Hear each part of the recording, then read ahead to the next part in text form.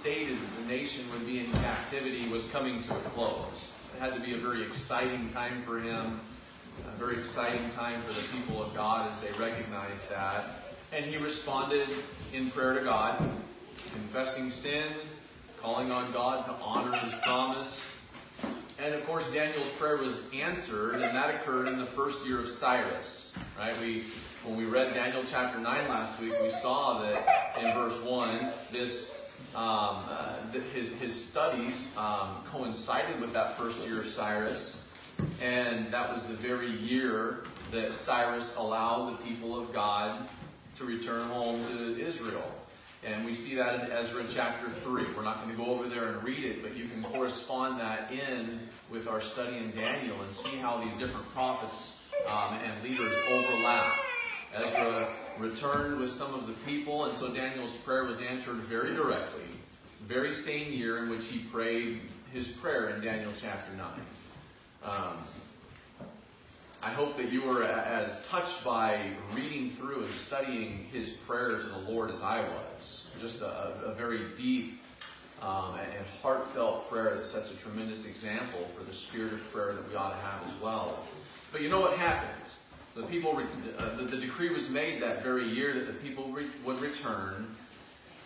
As we come to chapter 10, what's the very first statement that's made? It says this, in the third year of Cyrus. Right? So where are we now? 2 years down the road. And 2 years later, a very disheartening and discouraging reality has occurred for Daniel. Most of the people didn't go back. They were comfortable. They were sufficiently paganized where they lived at. They were enmeshed in the Babylonian and in the Persian society in which they lived. They were prosperous. They were absorbed into that culture. They were too involved to care about the promised land, too involved to care about the rebuilding of Jerusalem, too involved to care about restoring the temple and the temple worship. And so I'm trying to just set the cultural context for you, just a little bit of the historical context rather. How many people went back? Anybody know? Cyrus made the decree. His decree was, let all of those that have a heart to go back and rebuild God's nation, let them go. It was an open, blanket invitation for any Jew that wanted to go back. In fact, it was an open blanket invitation because there were some people that were not Jews that were willing to go back. And so Ezra tells us that 42,000 Jews went back. Out of everyone that went into captivity. Now that may sound like a lot when you think about a big workforce going back to rebuild part of that city, but it really wasn't when you realize the population of the nation of Israel. Now, even a small nation we can recognize would have millions of people in it. Israel certainly did, and they had gone to, though they had gone into captivity, it wasn't a, how can we say it, not a severe and hostile type of, even though they were transplanted, the people were able to integrate into Babylonian society and have families and become prosperous and function in the government, as we've seen. And so they flourished in Babylon. Now the numbers that went back to Jerusalem to help rebuild was only a drop in the bucket compared to the actual numbers that they had. The few people that did go back were led by a man named Zerubbabel. Right? Zerubbabel was actually in the line of David. He was of kingly seed, but he couldn't reestablish the monarchy when he went back. He was accompanied by a man named Joshua the high priest, who was to be their spiritual leader. And when they got back, it took those 42,000 people, it took them 7 months just to clear the rubble off of the temple site. To say nothing of the rest of the city. Now, Jerusalem was a sprawling city, a very large city. It's the capital of Israel. And as they started to try to rebuild the temple, they were opposed, They were harassed, they were mocked, scorned, and hated by everyone in the surrounding area. And finally, the work came to a halt altogether. And so, as we enter into Daniel chapter 10, and the reality, the news that comes back to him, all of Daniel's great anticipation that we've read about through this whole book so far, it has not been fulfilled. Even though God's promise came to pass, that there was a return from the captivity under Cyrus, the great dream of his heart, that after 70 years from the time that he had been taken captive, the whole nation would go back and they'd rebuild their temple, and they'd rebuild the city, and they'd rebuild the wall, and they'd reconstitute their nation and their worship, and everything would be the way that it used to be. But it didn't happen. A small number went back, and they couldn't get anything off the ground, it seemed like. They couldn't reestablish the nation. They couldn't reestablish the monarchy. They couldn't rebuild the city. They couldn't even get the temple going. Well, I'm just giving you the context again, then we'll jump in and we're going to start reading. At the same time, in the first year of Cyrus, there was another monumental event that took place, at least in the context of our study. Daniel retired. And he was one of the presidents of the empire, you'll remember. In fact, the head even of the other presidents that were established over that empire. He'd been a president or a primary leader, prime minister type of individual throughout the Babylonian period. And now, even in the Medo-Persian rule, he kept his place of tremendous power. And we've seen that throughout the biographical sketch of his life that we've looked at so far. And in this particular situation, it was time for him to retire. He was approximately 85 years old in the first year of Cyrus. And so he left the presidency. In fact, you might say, well, where do we know that? Well, back in Daniel chapter 1 and verse 21, it says that he continued in his position of leadership until the first year of Cyrus. It specifically tells us that. Now, we go a couple of years beyond that. Daniel's close to 90 years old.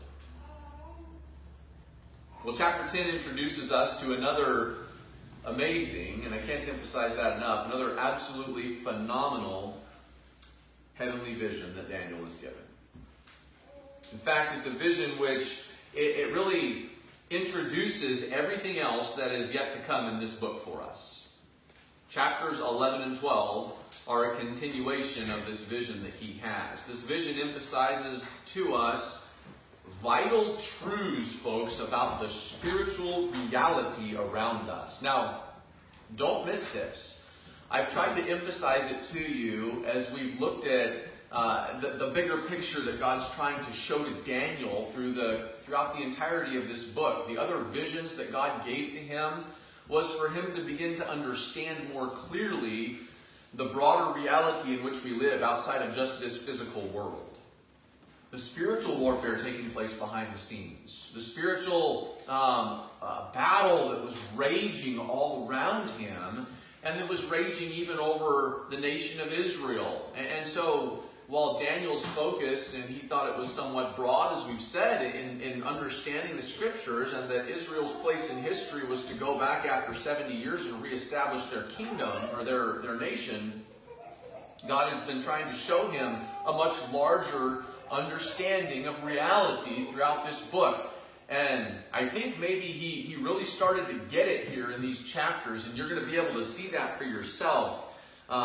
You'll see how he's impacted by this. It's really remarkable. But this vision that he's given, it emphasizes that human causes and effects are not the only forces or influences operative in this world.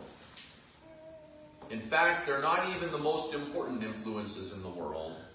There's something significant that's operating behind them on an individual level, on a national level, on an international level. And I think that you'll probably be as amazed as I am by what we read here. And so we see the setting in the first few verses. So Daniel chapter 10, starting in verse 1, it says, "In the 3rd year of Cyrus, king of Persia, a thing was revealed unto Daniel, whose name was called Belteshazzar." Now remember, that was the Babylonian name that was given him. He was named by Nebuchadnezzar after Nebuchadnezzar's Babylonian god initially. And so this was his Babylonian name. That's why we have the reference. And it says, "This thing was revealed unto Daniel, and the thing was true, but the time appointed was long." I'll explain what that means here in a minute. "And he understood the thing, and had understanding of the vision." Now that's a little bit different than the past visions where he did not understand the visions and it was unclear to him, and God sent an angel to give him explanation in greater detail about what these visions meant. And so Daniel is also going to talk to an angel here who's going to reveal some important truth to him, but he gets it. He grasps the reality. "In those days, I, Daniel, was mourning 3 full weeks. I ate no pleasant bread, neither came flesh nor wine into my mouth, neither did I anoint myself at all, till 3 whole weeks were fulfilled."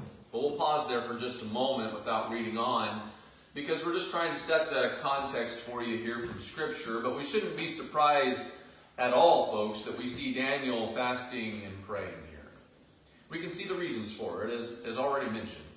All right, but it's important to continue noting that Daniel's response was always intuitively to exercise spiritual disciplines. Not to despair, not to get frustrated, not to get discouraged, but to engage in spiritual disciplines. And even though he may have been mourning the lackadaisical response of God's people in returning and restoring the kingdom, he was not discouraged from his service to God. That was always paramount to him. We've seen his spiritual disciplines before, haven't we?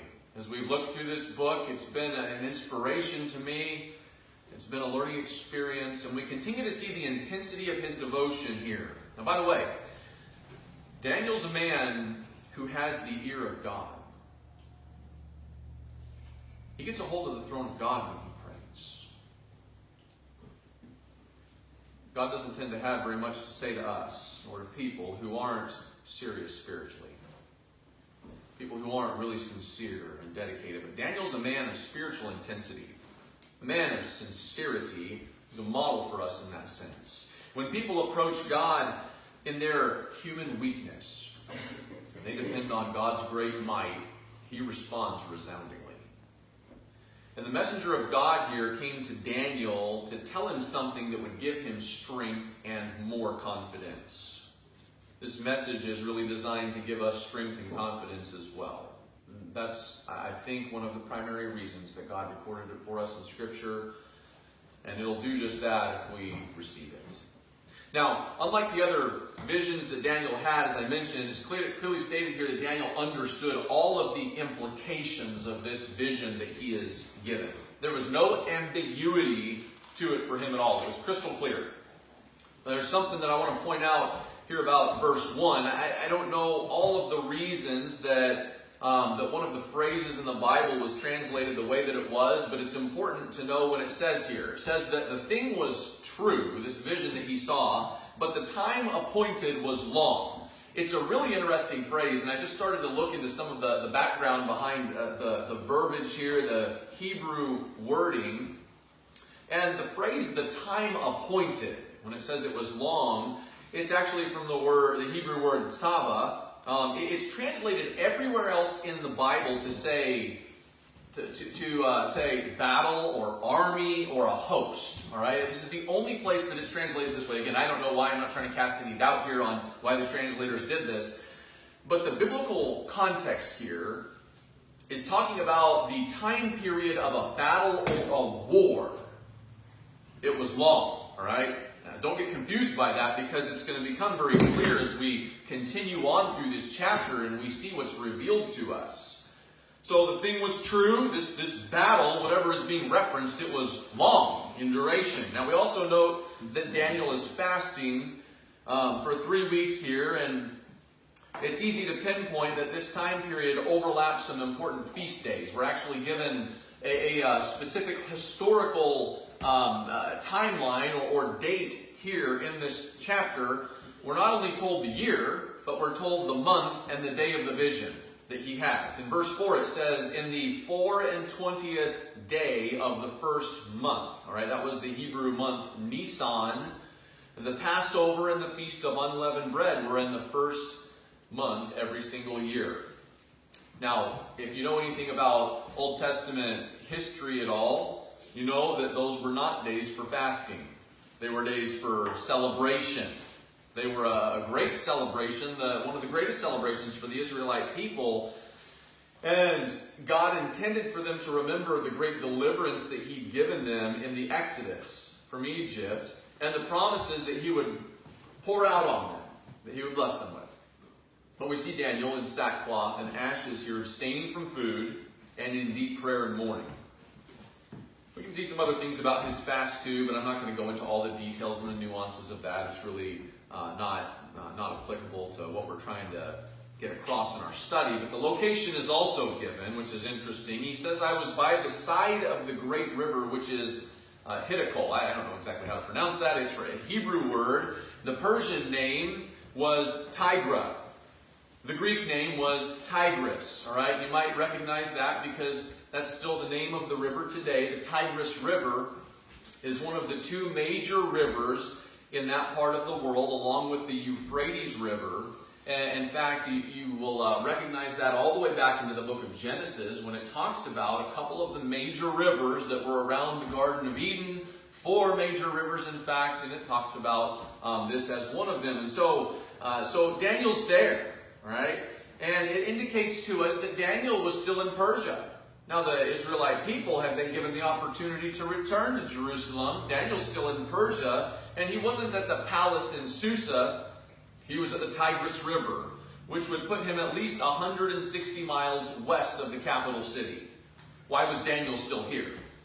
Let's just ask that real quick. All right, we can only assume because Daniel's a little bit too humble to tell us directly, and so we'll make a few assumptions, and I'll let you draw your own conclusions. He may have been too old to return. But I doubt that was the case, since he was obviously well enough to travel 160 miles and stay on this river. Now, no doubt he knew that those who returned to Jerusalem would have a lot of heavy, intense labor and work awaiting, and he probably didn't want to be a burden to those who would have so much heavy labor to care for somebody who was older and feeble. That's an assumption that I can make. We know that he was well into his retirement years, but he still very well could have had some important government leadership business that he was involved in and conducting. Could very well be that since there was such a minimal response to the Israelites going back to Israel, he had tried to stay back in Persia and influence and rally more of them to go back. Maybe that's why he made this trip to the Tigris River even. Those are all possibilities. All right? But I want to suggest another, and we can see it clearly developed here. Maybe Daniel stayed behind so that he could engage in the strategic work of prayer. Praying for the people of God may have been the greatest thing that he could do for the work of rebuilding Jerusalem. Staying behind and praying for God's people. That may not have been the only reason that Daniel stayed behind. It may not have even been a major reason why Daniel stayed behind, but we do know for sure that that was precisely what he was praying about when this angelic visitor that he has in this chapter comes to him. He was praying for the people of God. He was praying for the protection and the blessing of the work of rebuilding Jerusalem and the temple. Now, why was he fasting? And why is he praying about this? Well, there may have been discouragement that so few of the exiles had determined to go back to Israel after so many years of not singing the Lord's song in a strange land. Apparently some of the Jews had decided that they didn't even want to sing the Lord's song in his own land either. And so many had not gone back to Israel. But there's a lot more to it than that. All right? Daniel had heard of the opposition of the building program in Jerusalem. And again, I don't want to take the time to go over to Ezra. I've referenced it for you. You should probably read this yourself so you kind of wrap your mind around the same time frame and what's going on in this neighboring nation of Israel during the time when Daniel's here in Persia praying for them. But there was tremendous opposition, and messages had been sent back to the king of Persia requesting aid from the Israelite people and assistance because of the intense opposition. There had also been significant reporting from enemies of the Israelites back to the king of Persia as well, requesting a stay or a halt of the work that was being done there. And Daniel surely would have known about all of that. He was closely tied into the royal court. He knew that there were many powerful forces ensconced in the ancient places of Israel that were determined to keep Israel from rebuilding the temple and the walls. And those forces were both physical and spiritual in nature, by the way. And so he devotes himself to praying for the work of God through those days of crisis. We can see that taking place here before our very eyes. Now, it's pretty easy to understand that there were probably a significant amount of opposition to this work in those days. Just think about the opposition that Israel faces today, and now Satan's forces and the worldly enemies, the earthly enemies of Israel, had been successful in blotting Israel off the face of the map, at least geographically at that point in time. They did not want Israel reestablished any more than they want them established today. You can see that as a historical norm for thousands of years now. Thousands of years. I mean, you look at the furor that takes place over President Trump's decision to relocate our embassy, of all things, to Jerusalem. And just the outrage of the liberal world, the Muslim world. Well, there are forces at work in opposition to God's people, even still today. Particularly, there was then. Well, there are a lot of different things that we can learn from these few verses. And first of all, I'd remind you that Daniel gives us tremendous example in his personal sacrifice and spiritual commitment to a goal that he would never enjoy himself. That didn't matter to him. At least it doesn't seem to matter all that much. Daniel was wholly devoted to seeing the children of Israel reestablished in the worship of God in Jerusalem, even though he himself would never ever receive an earthly benefit from that work. He never went back to Israel. He never did. We're also reminded in this passage, in these first couple of opening verses, of what a tremendous need we have in our churches today, folks, for intercessors like Daniel. I think that I was impacted by this as much as anything in this study. We could recount story after story of faithful people who have prayed for the Lord's work and have been used by the Lord to bring blessing and tremendous revival through their dedicated and faithful prayer lives. We have a tremendous need for that ministry of prayer in our day today. It's a special ministry that we should be very focused about, we should be very serious about, and I hope that you'll see how critical it is as we look through the remainder of this chapter, because it's very clearly developed for us. It's such a testament to spiritual maturity. I'm sorry, let me rephrase that. It's such a testament to spiritual immaturity when people don't pray, when they don't even know how to pray. It was Daniel's spiritual understanding and wisdom and discernment that led him to become a man of prayer. It was his spiritual understanding that taught him how important prayer was. You know, we live in a day today when churches are far more infatuated with programs than they are with prayer. You look at the New Testament and see what you see in that example. Dedicated to prayer and the ministry of the Word. Churches are looking for better methods. God is looking for better men today. And he wants people of prayer. Well, we see that in the introduction. We continue on in verses 4 through 9. I'm barely even going to be able to introduce this chapter today. But verses 4 through 9, where we have this overwhelming meeting that Daniel has with several heavenly visitors. A couple of them. It says this: "In the 24th day of the first month, as I was by the side of the great river, which is Hiddekel, then I lifted up mine eyes and looked, and behold, a certain man, clothed in linen, whose loins were girded with fine gold of Uphaz. These are just some different cities, I guess, from that area. I won't go into the geography of it. His body also was like the beryl. That's a fine stone. And his face has the appearance of lightning. And his eyes as lamps of fire. And his arms and feet like in color to polished brass.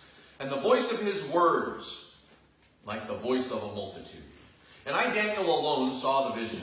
For the men that were with me saw not the vision, but a great quaking fell upon them, so that they fled to hide themselves. Therefore I was left alone, and saw this vision, and there remained no strength in me, for my comeliness, that was my human strength, my human attractiveness, was turned in me into corruption, and I retained no strength. Yet heard I the voice of his words. And when I heard the voice of his words, then was I in a deep sleep upon my face, and my face toward the ground. Well, in these verses, just to give you a little bit of a synopsis here, God teaches us that he wants us to know and remember his greatness, his forgiveness, and his faithfulness. Those are all things that are touched on in the response here that we see. This is just Daniel's initial viewing of this particular individual. In response to Daniel's faithful prayers, God answers, and he's blessed with the revelation from the Lord himself. Now, I don't know exactly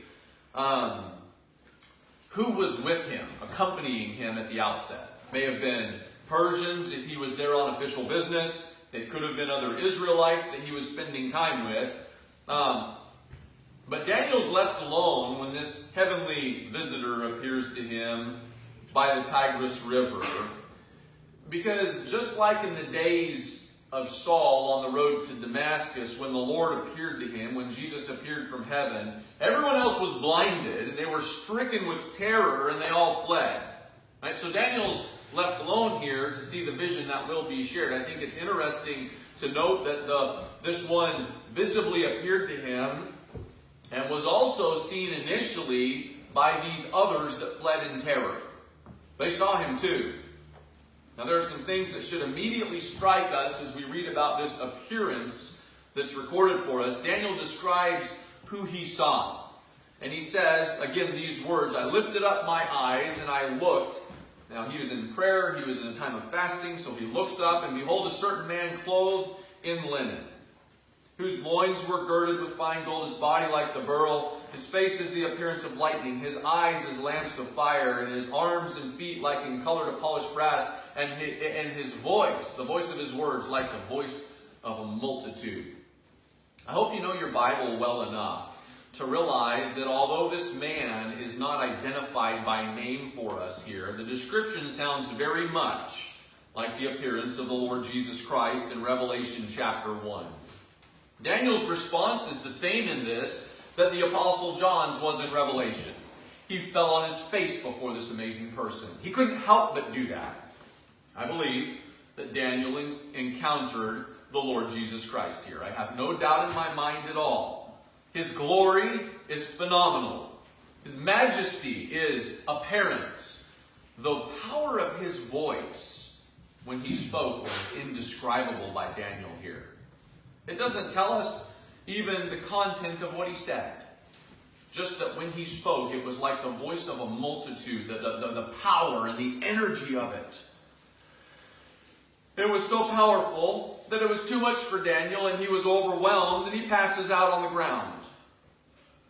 Now understand, folks, when we read this, I believe that we're entering onto reverent ground here. Daniel realized that very thing. And his description is that his own comeliness, his own attractiveness, anything good about him was turned in me into corruption. And I retained no strength. Folks, when you encounter God, this is what happens if you really know him. These others fled, and they wanted to get out of God's presence, like cockroaches running away from the light when the light's turned on. Daniel immediately perceives how glaringly wicked he is in comparison with the glory and the holiness and the sinless perfection of Jesus Christ. He has no strength to stand before God, and he collapses in complete humility before him. Now, even though Daniel is shocked by this sudden appearance of the one that we know was the Messiah, the one that Israel was so much expecting and looking forward to coming, imagine how encouraged he is to see that despite Israel and their dismal response in going back to serve the Lord was faithfully still present, and he was going to follow through on his promise. God is encouraging Daniel to trust in him, even in what had to be a very bleak time. Let me say again, however, that the presence of God that comes to Daniel in his hour of need leaves a mark on Daniel. We talk about the importance of intimacy with God all the time. It's critical. But let me say in the Bible, intimacy with God always left its mark on people. When Jacob met with God personally, in the book of Genesis, he left limping and relying completely on God. His life was completely changed. When you're truly intimate with God, it leaves a mark on you. You can't go away unchanged. People who have seen God's glory and God's grace can never be the same again. They ought not to ever be the same again. They've come to know who God is, and in his presence, they come to know how desperately they need his grace. They lose their taste for the trivial pursuits of life. They learn to live like Daniel did, near to God. In this passage, when God draws close to Daniel, Daniel's left on his face, trembling first, prostrate before the Lord, and then unconscious. And even as we read on here and we see that he was lifted to his feet, he trembles in the presence of the Lord. The presence of the Lord leaves its mark. Don't neglect that. After Jesus' presence left the scene here, later on, there's a hand that touches Daniel and tells him to stand up. Now, this is not the same one who was referenced before. So Daniel lifts up his eyes. He sees the vision of Jesus Christ, and he falls on his face, and then a hand touches him and lifts him up to his hands and knees, and as he looks up, well, there's somebody else that's there that's going to speak to him from then on. The hand belongs to an angel, just like before, who's sent to bring a message to Daniel, as we can see from the context, and we'll go on and read that later on. The angel proceeds to tell Daniel that his prayer had been heard the moment that he began praying at the start of his 21-day fast. So why had the answer taken so long to arrive? It's 3 weeks later since Daniel started praying and fasting about this situation. The angel's explanation is mind-blowing. I learned a lot from studying this. He says this: he had been hindered by demonic opposition between heaven and the time that he reached earth. And he had to fight an intense war to be able to make it to Daniel to deliver this message. I'm out of time. It's as far as we can go today. But it's really fascinating as we read on, and we're going to see the rest of this unfold as the angel begins to give his explanation. So come back next week, and we'll continue on with our study through chapter 10.